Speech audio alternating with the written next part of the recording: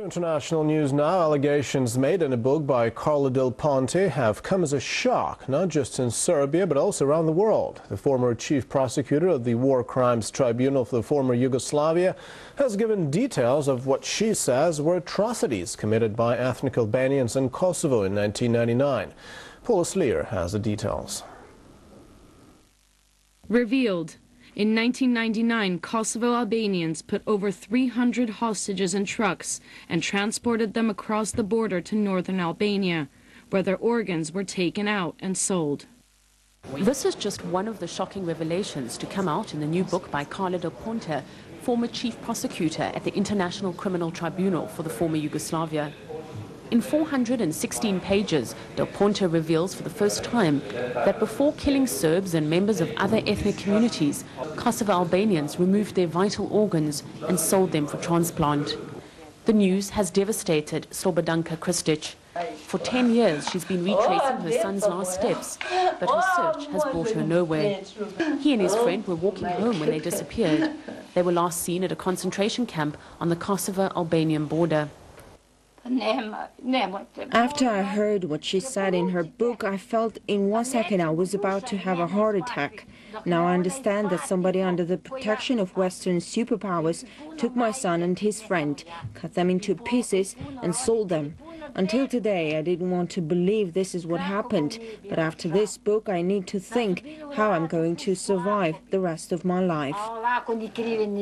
According to Del Ponte, the kidnapped Serbs were given a medical test. Those who passed were treated well, fed and looked after until they were brought under the surgeon's knife. From several concentration camps in Kosovo, they were then transferred to cities in the north of Albania. Their body parts were later flown to Europe.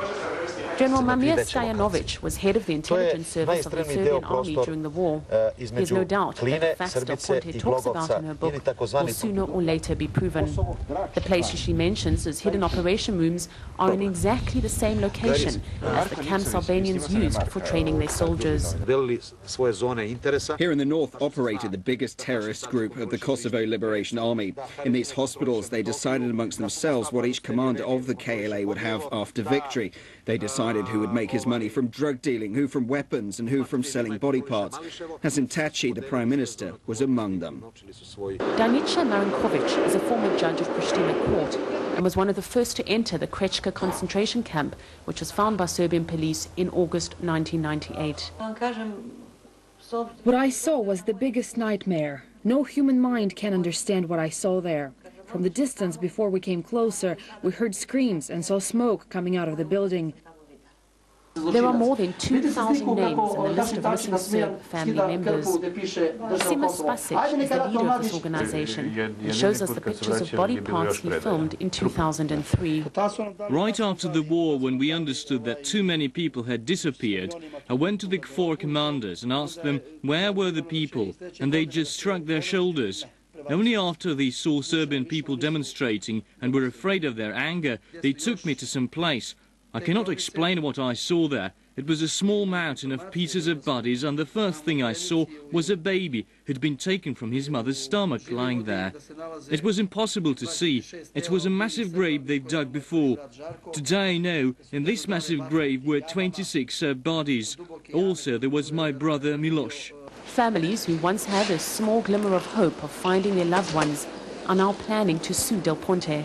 They claim she withheld this information for years and in that way helped the criminals with their crime. Paula Sleer, Russia Today, Kosovo.